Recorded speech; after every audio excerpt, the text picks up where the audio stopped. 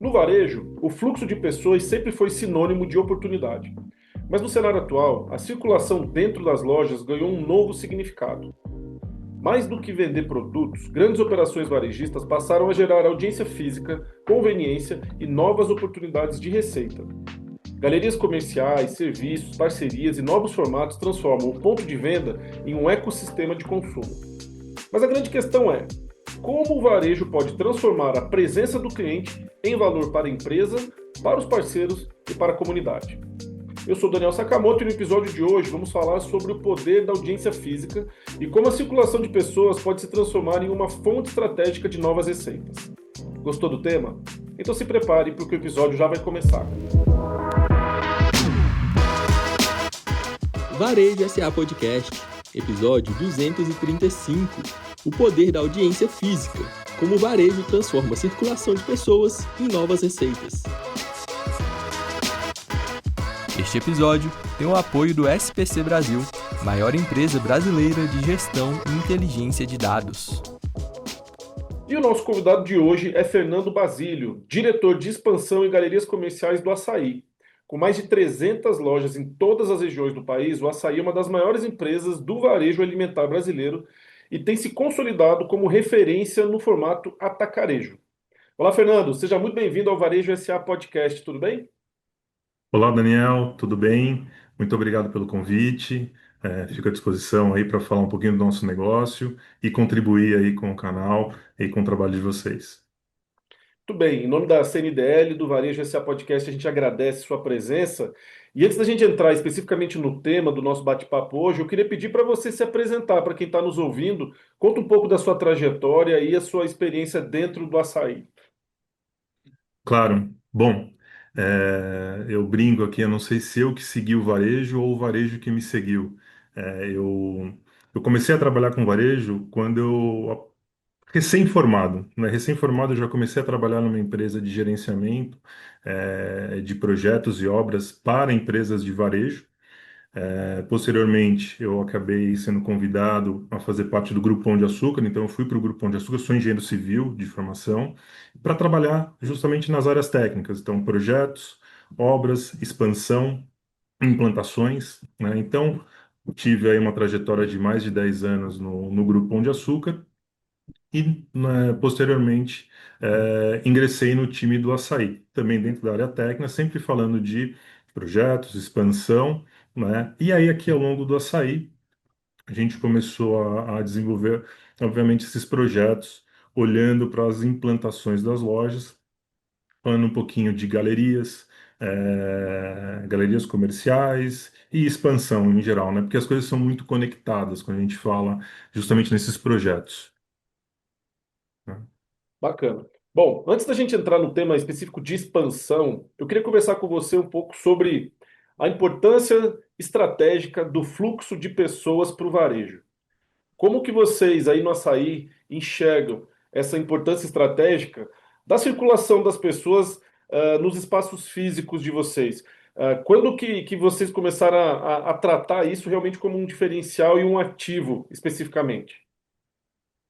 Olha, o açaí, ele, somente nas lojas do Rio de Janeiro, no começo, eles já tinham algumas galerias, né? Ou seja, alguns corredores com a presença de alguns lojistas, mas eram áreas assim exploradas, mas não justamente olhando com esse olhar de galerias e para renta. A gente olhava como se fosse para rentabilização imobiliária, não para o grande valor que a gente vê hoje, que é justamente o poder desse fluxo, né?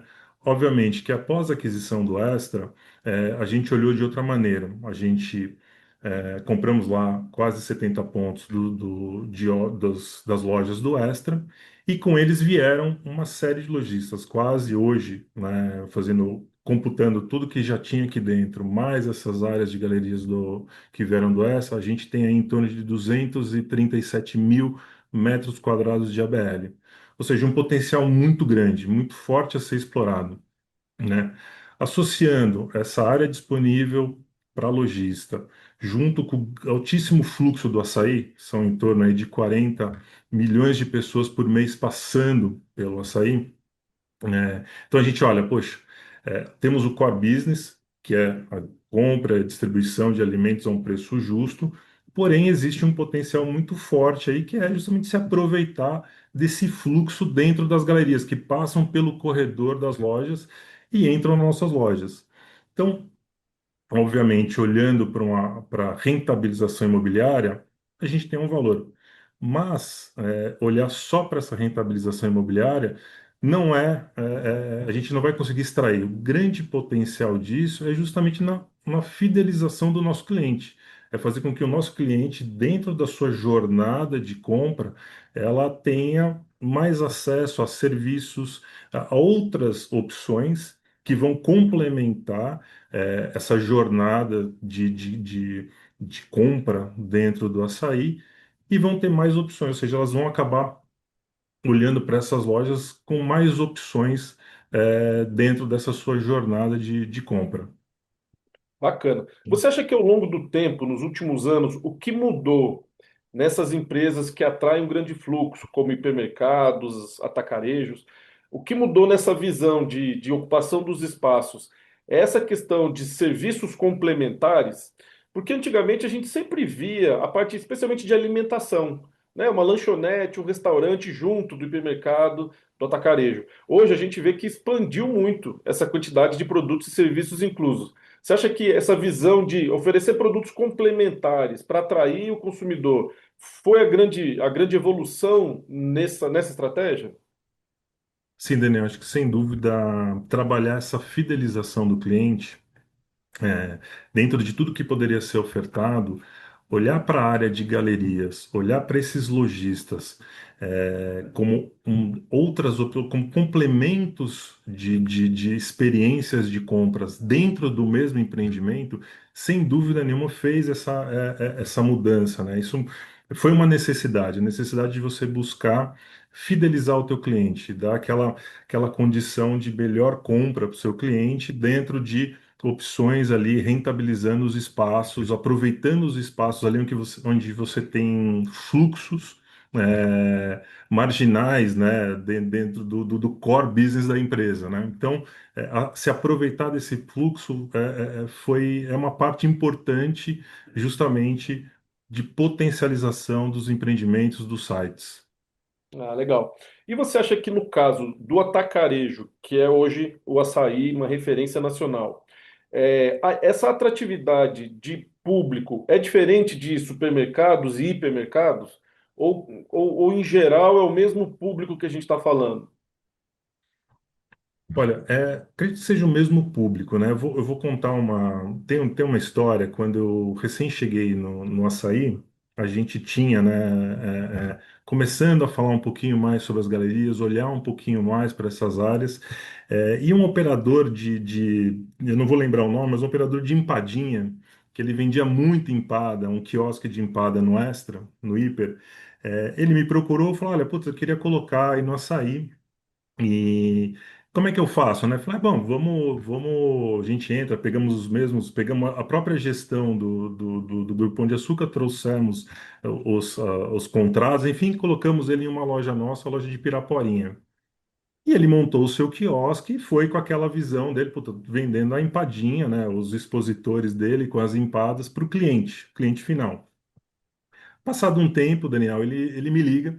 Ô, Fernando, será que eu conseguiria mais um espaço aqui? Queria ampliar. Eu falei, puta, legal, você tá indo bem? Como é que tá indo? Ele falou, não, tô indo bem. Eu falei, puta, e aí, é um quiosque maior que você vai colocar? Ele falou, não, não, é um freezer que eu quero colocar. Eu falei, um freezer? Legal. Ele falou, ó, vem aqui dar uma olhada, você vai ver o que que tá acontecendo aqui que você vai gostar. E eu peguei e fui, né? Aí cheguei lá e ele, o mesmo expositor, com as mesmas empadas, só que ele como o cliente açaí, a gente tem tanto o cliente final quanto o cliente PJ, então ele começou a atender quem? O dono de padaria, o dono de mercearia. E esses caras iam lá, não queriam comprar a empada, queriam comprar o quê? A empada congelada, saco de empada congelada, levar para o negócio e revender. Então ele passou a revender essa empada, né? Então ele falou, puta, eu preciso de um freezer, por quê? Porque eu estou fazendo agora pacotes aí com, eu não lembro a quantidade, sei lá, 15, 20, e estou vendendo os pacotes para esse cliente. Então ele começou a olhar de outra maneira e começou a atender outros clientes. Então, se você falar, ó, o cliente hiper, o cliente que tinha no hiper, o cliente varejo, é o mesmo cliente, né? Acho que é o cliente. Agora, essa oferta que a gente entrega, que é justamente ter um lugar, a prazibilidade de compra, que a gente fala muito, que ou seja, você tem aquela sensação de bem-estar, aquelas opções de compra, aquela coisa que faz você ir até andar, se deslocar um pouco mais, mas você vai naquela loja porque tem alguma coisa ali que te atrai, você ou é o acesso, ou é o estacionamento, ou é justamente o quê? A oferta de serviços que vão complementar essa tua experiência de compra em que você consegue resolver numa visita mais de um assunto que você precisa resolver e se aproveitar desse momento, ou seja, ganhar tempo com isso, né? Então, eu acho que é um pouco disso, sabe, Daniel? Não, eu acho que você tem toda a razão, né? Porque pensando bem, o atacarejo ele atrai o público de varejo, mas também o público que é do atacado, que é o comerciante, o dono da lanchonete, do restaurante. E aí realmente você consegue ampliar um pouco a visão de negócios. É, pensando aqui em termos do lojista que se interessa pelos espaços de vocês. O que que leva um lojista a valorizar mais ou valorizar menos um espaço de galeria dentro de um atacarejo do que uma loja de rua ou numa loja num shopping, uma galeria normal? Qual que é o atrativo e o diferencial que vocês têm para essas marcas que já estão aí dentro dos seus espaços, Fernando? Acho assim, esse até vou deixar um pouco de lado, porque esse é a gente olhar para o fluxo do açaí, né? Todo esse fluxo ancorado pelo açaí, obviamente que é um dos primeiros atrativos, né? Uhum. Quando a gente fala em estabelecer um lojista, estabelecer uma loja dentro do açaí, ele está estabelecendo uma loja já dentro de uma marca reconhecida, né? Uma marca que está aí há mais de 50 anos no mercado.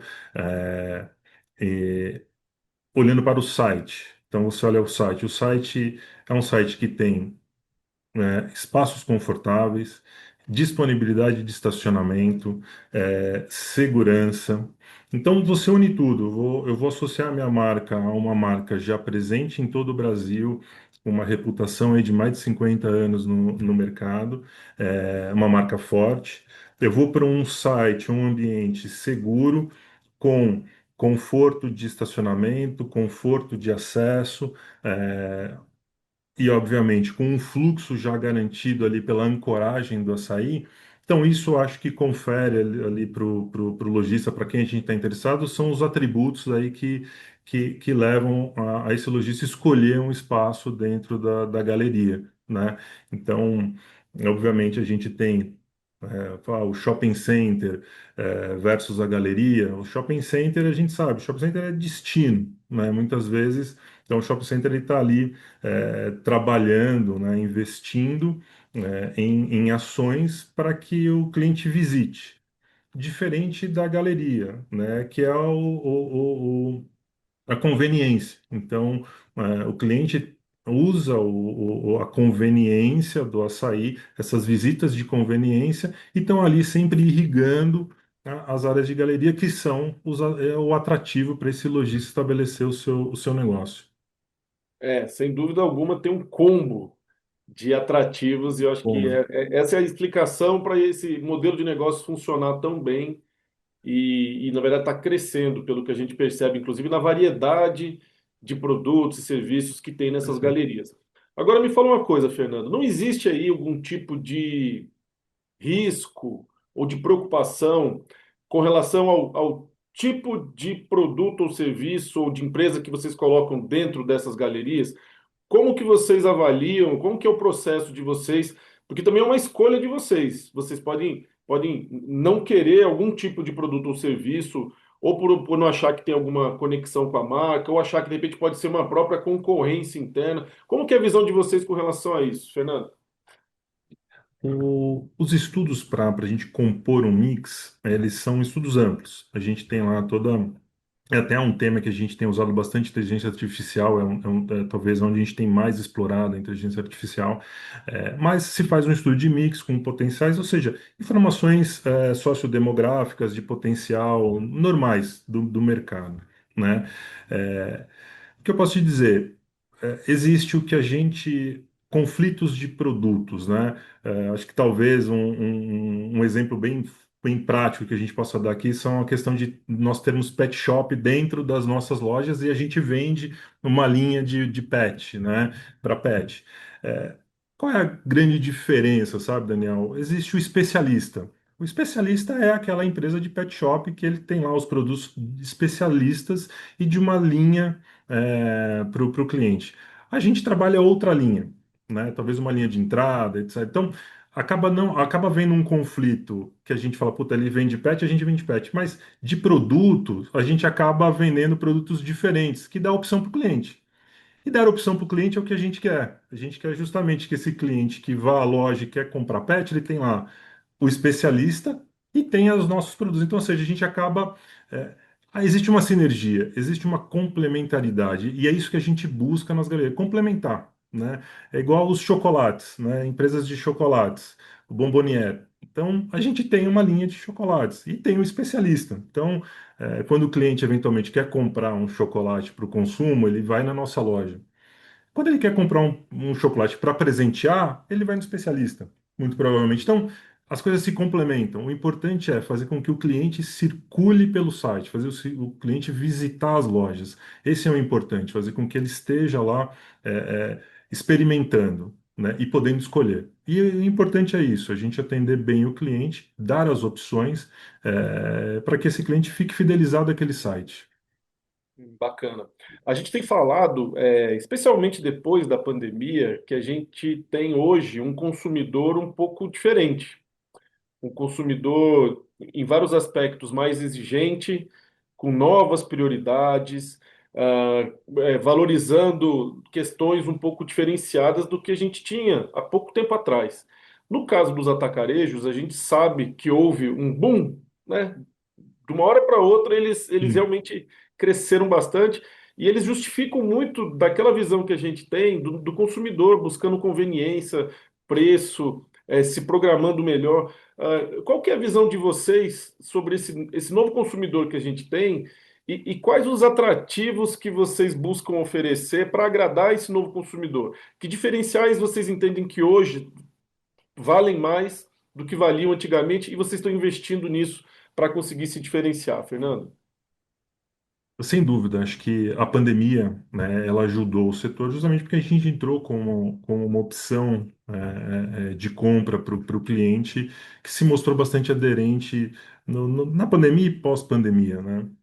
Então, o que que a gente vê, né? Esse cliente é um cliente exigente, é um cliente que, é, quando a gente está ali competindo, ele pode fazer a compra dele no digital ou pode ir na presença física, né? Então, quando ele opta por ir para a presença física, esse cliente ele está olhando o quê? Ele está olhando justamente esse conforto em fazer a compra, né? Essa segurança em ir para um site, você dá condições para que ele resolva mais de um assunto do dia a dia dele numa mesma visita.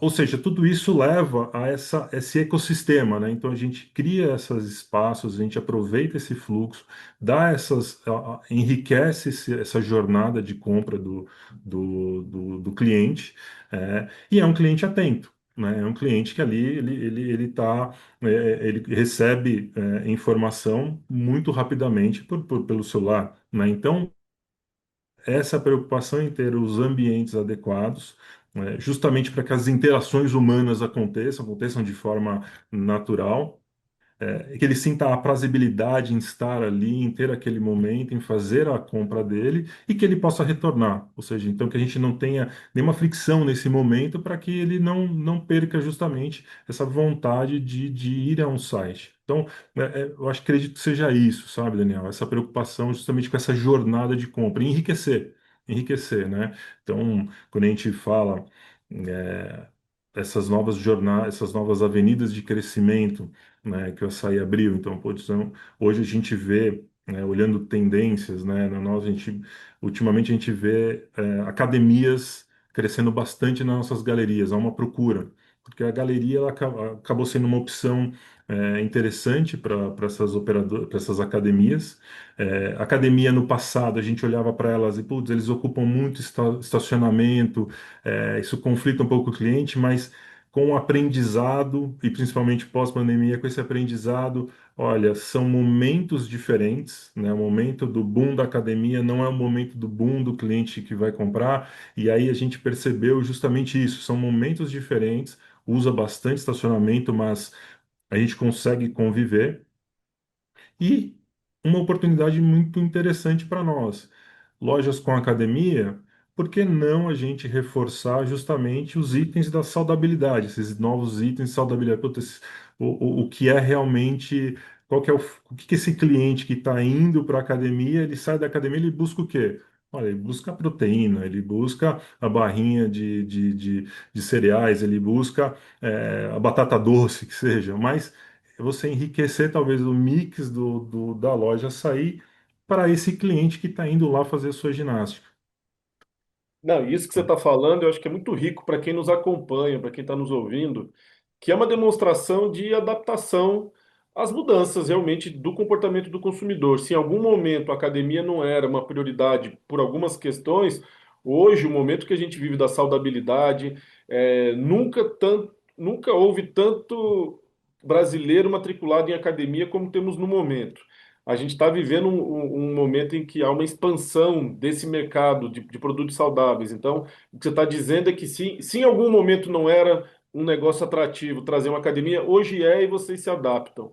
Eu acho que para quem nos ouve, fica essa reflexão. Porque às vezes a gente fica muito tempo com uma ideia fixa em alguma coisa e o consumo está mudando, as experiências estão mudando, e realmente vale a pena a gente estar sempre revisitando nossas estratégias. Você falou de atrativos como conforto, segurança, conveniência, e eu realmente acho que esses atributos refletem muito o que o consumidor está buscando. A gente percebe isso em vários estudos e pesquisas que a gente faz.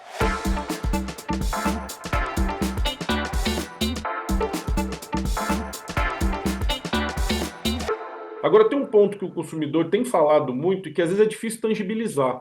Eu queria a opinião de vocês aí sobre como vocês tangibilizam, que é a questão da experiência. Se fala muito que o consumidor hoje, especialmente quando ele vai numa loja física, ele não vai simplesmente para comprar. Ele espera, de alguma maneira, se conectar com aquela marca com alguma experiência. Como que vocês enxergam isso e o que que vocês oferecem de experiência, Fernando? Para dar um exemplo para a gente. É difícil tangibilizar, mas a loja física, quem conta a história é a loja física. Acho que quem passa, de fato, o DNA da empresa são as lojas físicas, né? Somos seres relacionais, então a gente precisa dessa relação. Então, o nosso presidente fala bastante, no fundo, a gente está aqui, a gente monta uma estrutura, a gente se prepara, mas o cliente ele vai ser fidelizado entre tudo que a gente já comentou, mas se ele não receber um sorriso da nossa colaboradora que está ali, ou do colaborador que está ali na frente de caixa, fechando a compra desse cliente, ele não volta, ou ele não se sente confortável em voltar. Então, aquele bom dia, aquela atenção, aquele olhar no olho, da pessoa que está ali fechando a compra do cliente, ela no fundo vai acabar sendo o laço que vai envolver toda essa atração que esse cliente pode sentir em querer voltar à nossa loja. Então, trabalhar essas experiências, né, ela passa muito pelos treinamentos, treinamento de pessoas, né, justamente porque nós estamos lidando com pessoas. Então, a gente pode ter o melhor acesso às melhores vagas de estacionamento, a loja climatizada, limpa, brilhando, com todos os serviços possíveis disponíveis, mas se a interação humana falhar, falha toda a estratégia. Então, treinamento. Acho que a grande palavra, Daniel, é treinamento. O varejo, ele é um setor que ele é dia a dia, peça por peça. Não tem, você é treinamento atrás de treinamento, ou seja, é a busca da perfeição diariamente, né? Então, esse é o varejo, né? Esses são os profissionais que lidam com o varejo são dessa característica: é o acordar cedo, é a barriga no balcão, é falar com o cliente, é entender. São as interações humanas. Por isso que a loja física ela é tão importante, porque ela conta essa história, ela finaliza essa história, né? Mais uma ótima reflexão aí para quem nos ouve, né? O Fernando ele fala que os atributos são importantes para atrair, mas o relacionamento humano ainda predomina nessa criação de conexão entre a marca, a empresa e o consumidor. Então, realmente, treinamento, o atendente faz ainda muita diferença. Não adianta você ter tecnologia, você ter caixas automáticos, você estar limpinho, cheiroso, bem localizado. Se você não tiver uma boa interação humana, realmente vai ser difícil de você se conectar com esse consumidor. Acho essa uma ótima reflexão. É isso que a gente tem ouvido muito aqui de vários tipos de segmentos do varejo e não seria diferente no caso do atacarejo. Fernando, um outro ponto que eu acho interessante a gente abordar aqui. Vocês são genuinamente uma empresa de abrangência nacional. Vocês estão no Brasil inteiro. No caso, desse aspecto que a gente está analisando hoje, que são as galerias e esses espaços de serviços e produtos complementares, muda muito a estratégia de acordo com a região? A gente ainda tem um Brasil muito diversificado, ou de maneira geral já pode dizer que há um padrão nacional?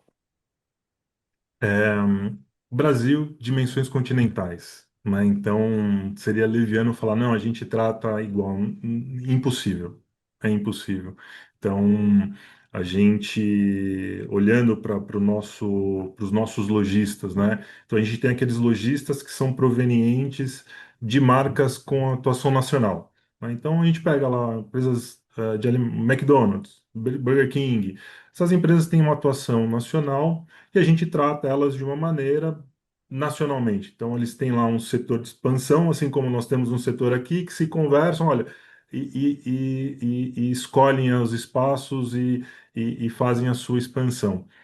E a gente tem os operadores locais, que aí não tem jeito, é atuação local, é buscar aquele lojista, aquele parceiro que localmente ele é referência, né? Ou se não é referência na região toda, mas naquela espaço onde a loja está implantada.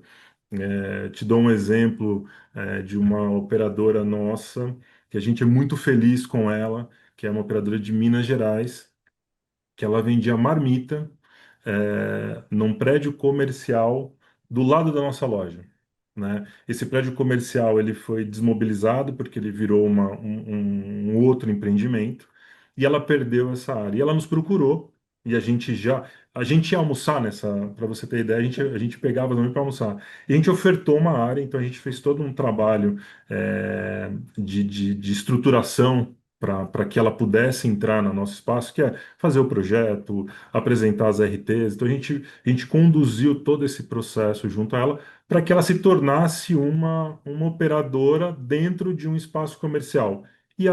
Pois bem, ela fez. Hoje ela já foi para o terceiro contrato de ampliação dentro da nossa loja, então ela ampliou a operação dela e é super regional, né? Então ela conversa muito bem com aquela população do entorno da loja. A nossa loja passou a ser frequentada porque ela estava lá dentro. Então, olha que coisa, né? Nossa loja lá com o logo açaí inserida numa região interessante, mas muita gente passou a frequentar a nossa loja porque ficou sabendo que ela tinha mudado para dentro da nossa loja. Então, essa é uma situação de Minas, assim como os quiosques que nós temos de Acarajé, na Bahia. Então, ou seja, é, se a gente não olhar regionalmente para o negócio, a gente perde muito.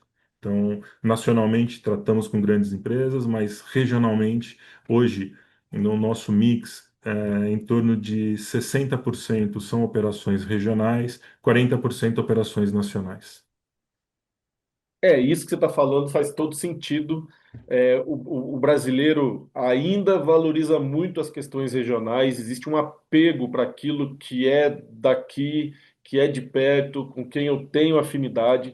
Óbvio que operações multinacionais também são valorizadas, como você falou, McDonald's, Burger King tem o seu valor, mas a lanchonete local, as questões mais regionais fazem diferença.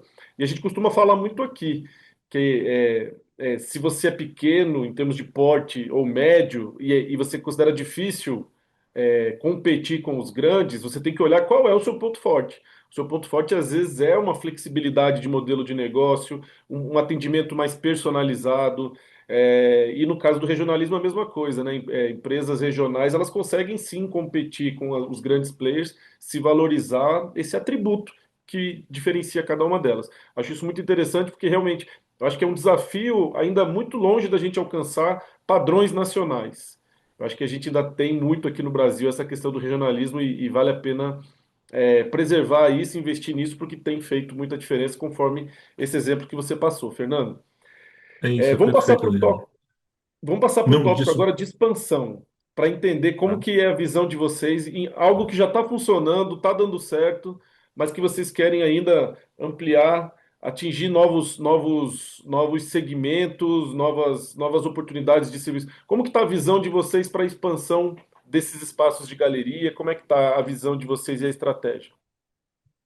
É, acho que, né, qual que era o nosso, quais são nossos drivers, né? A gente tem avenidas de crescimento dentro do açaí, então falei da saudabilidade, os projetos de açougue que nós implantamos nas lojas no passado, o pão com café com pão. Então, ou seja, são soluções de prateleira que o açaí acabou ao longo desses anos desenvolvendo. E quando a gente pensa numa loja, a gente olha, puta, que situação, que a gente, como é que a gente vai montar um mix dessa loja, né? O programa dessa loja. Então a gente vai lá na prateleira, olha, açougue, aqui cabe um açougue, aqui, putz, a gente tem um café com pão, aqui a gente tem. Então a gente vai montando as nossas lojas com essas soluções de prateleira.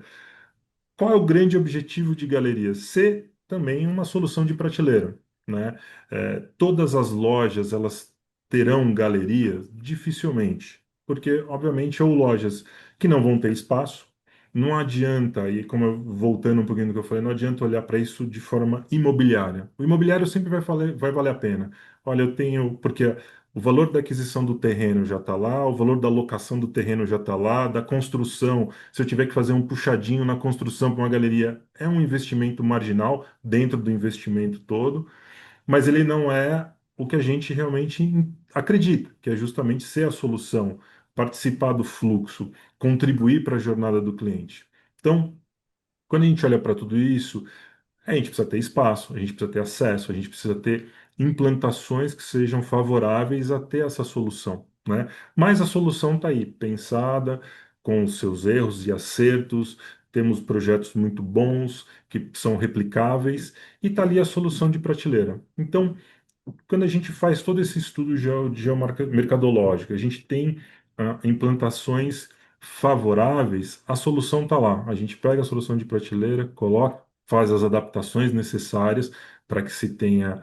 Cada projeto é um projeto, não existe um carimbo de projeto, é muito difícil. Né? E não é muito bom também, porque você tem que se adaptar à região, então a gente tem que olhar e entender o que que funciona mas a solução, então, olhando para o crescimento, a expansão de galerias, é muito isso, a gente ter essa solução bem desenvolvida, bem estudada e preparada para aquela loja que a gente puder colocar, a gente implantar, né? Mas eu vejo assim como uma solução que conversa muito com o nosso cliente, que fideliza o cliente, por tudo que a gente já falou, Daniel. Então, a ideia é que cada vez mais a gente possa enriquecer nossos projetos com essas ampliações e criações de áreas de galerias. E atualmente, você conseguiria me dizer assim, qual que é mais ou menos o mix de segmentos que vocês têm hoje nas galerias, em termos de assim, alimentação, academia, perfumaria e cosmético, eu não sei, mas você tem mais ou menos um mix que vocês, geral? Temos. Hoje o nosso mix, a gente tem um terço alimentação, então são operadores alimentícios, um terço academias e operações acessórias à academia. Então você fala, putz, aquela lojinha de suplemento alimentar. Então, academia é suplemento alimentar. Isso é muito recorrente. E um terço os serviços em geral, né? incluindo também uma pequena parcela de vestuário. Mas, em linhas gerais, um terço, um terço, um terço. E esse é um mix que você considera ideal? Assim, se fosse para abrir hoje uma unidade, o Fernando fala assim: olha, o ideal para equilibrar aqui seria mais ou menos assim mesmo, um terço, um terço, um terço. A visão que vocês entendem? Vai depender muito da região, Porque né? tem Acho também que a a questão de gente, farmácia, de produtos de beleza, tem salão de beleza, já vi, questão de barbearia, suporte para carro ali, alinhamento, balanceamento, às vezes tem isso, né? sim, sim. Tudo compõe esse mix de serviço. A gente olha pela região. Então, na hora de implantar uma loja e eu estou do lado de uma academia, obviamente que eu não vou projetar para uma academia ali, a não ser que Uhum. seja fatos bem particulares que a região comporta, mas dificilmente. Porque eu estou do lado de um shopping. Vale a pena eu colocar uma praça de alimentação do lado de um shopping? Talvez não, talvez eu tenha que buscar mais áreas de serviço. Então, esses estudos vão dando esses drives, esses direcionadores, né? Mas, como você, putz, a gente colocou uma loja agora do lado de uma incorporação imobiliária enorme. Aí a gente pegou, olhou para essa incorporação imobiliária e a gente olhou assim, poxa, é, a lavanderia, os apartamentos têm uma área de serviço minúscula. Então, uma lavanderia vai muito bem aqui. E de fato foi. Então, as lavanderias nos procuraram e, pô, todo mundo queria entrar ali e colocar uma lavanderia. Por quê? Complementando o que tem na região. Então, vai muito da região, né? Vai muito desse estudo, de onde a gente tá se estabelecendo. Ah, bacana. Fica bem claro para a gente aqui que vocês têm a estratégia, vocês têm a visão do que funciona e o que não funciona, mas vocês também têm essa flexibilidade de olhar caso a caso e adaptar um pouco desse manual que vocês têm do que funciona com a realidade de cada um dos estabelecimentos. Acho que esse exemplo que você deu foi ótimo. Você está ao lado de uma grande incorporação, que os apartamentos são pequenos, uma lavanderia faz todo sentido. E se você está do lado de uma grande academia, colocar outra academia já não faz tanto sentido. Então, acho que essa é uma ótima reflexão também, porque a gente, como gestor, como empresário, como pessoas que gostam do planejamento, é óbvio a gente ter os balizadores padrões, mas a gente ter essa flexibilidade de adaptar de acordo com a realidade faz toda a diferença para que os resultados apareçam, né? Não é ficar só replicando a mesma fórmula que vai dar certo não só pelo tamanho do país e seu regionalismo, mas pelas características de cada local mesmo. Acho que essa é uma ótima reflexão. Fernando, acho que ficou muito claro, pelo menos para mim, espero que para quem está nos ouvindo, os benefícios e as atratividades de se estabelecer negócios dentro dessas galerias. E como o nosso público, de maneira geral, é empresário, é empreendedor, então certamente acho que vai ter muito interesse. Eu queria que você tentasse resumir numa resposta aí quais são os grandes benefícios e as vantagens do empreendedor cogitar, avaliar a possibilidade de se estabelecer dentro de uma galeria de um atacarejo como o açaí, em comparação com outras opções, para a gente já encaminhar para a parte final da nossa conversa, esse seu resumo do nosso bate-papo. Tá, Daniel. Então, o que a gente vê, né? Primeiro, o Açaí, uma marca 50 anos, mais de 50 anos no mercado brasileiro, uma empresa brasileira, né, que busca, dentre os seus pilares, a regionalização. Então, é, forte ancoragem, 40 milhões de clientes passando por nossas lojas. Então, buscar espaços em que se aproveite esse fluxo para os negócios é extremamente valioso. Existe uma cultura nossa em desenvolvimento que é justamente explorar a área de galerias não com uma rentabilização imobiliária, e sim com um enriquecimento da jornada do nosso cliente dentro desse momento de compra. Então, a nossa ideia é justamente essa: buscar agregar serviços, agregar opções para que a gente fidelize o cliente. Então, o que a gente quer é que o cliente vá para as nossas lojas, vá para os sites e faça a sua compra de forma mais otimizada possível, né? Então, resumindo, eu acho que é basicamente isso, né? Voltar no ponto.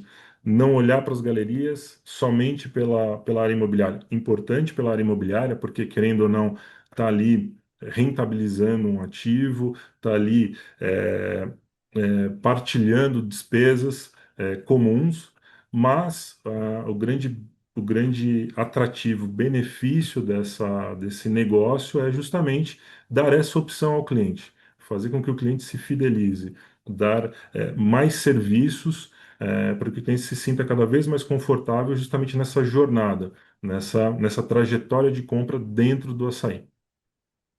Muito bem, Fernando. Queria agradecer muito a oportunidade de conversar com você, de ouvir um pouco da visão e das estratégias do Açaí sobre esse tema das galerias e o tema da expansão. Para mim ficou muito claro que não é por acaso que vocês têm tido sucesso, porque a visão que você compartilhou com a gente é uma visão super contemporânea, super conectado com aquilo que a gente tem falando, e a gente fala de varejo aqui toda semana. Vocês estão realmente bem alinhados com essa visão que a gente vê do novo consumidor, das novas tendências, das novas prioridades. Queria também parabenizar pelo trabalho de vocês e agradecer realmente aí por ter compartilhado seu tempo e sua visão estratégica com a gente. Que é isso, Daniel. Eu que agradeço muito o convite. Parabéns pelo trabalho. Para nós realmente é uma honra poder partilhar, falar um pouquinho do nosso trabalho e com toda a tua audiência. Então, muito êxito a vocês da Varejo SA. Muito bem. E esse foi o nosso bate-papo com o Fernando Basílio, diretor de expansão em galerias comerciais do Açaí. E a gente fica por aqui. Se você gostou desse episódio, não deixe de curtir, de compartilhar e de se inscrever no nosso canal para ser notificado quando o próximo programa for ao ar. Na semana que vem tem mais. Um abraço e boas vendas.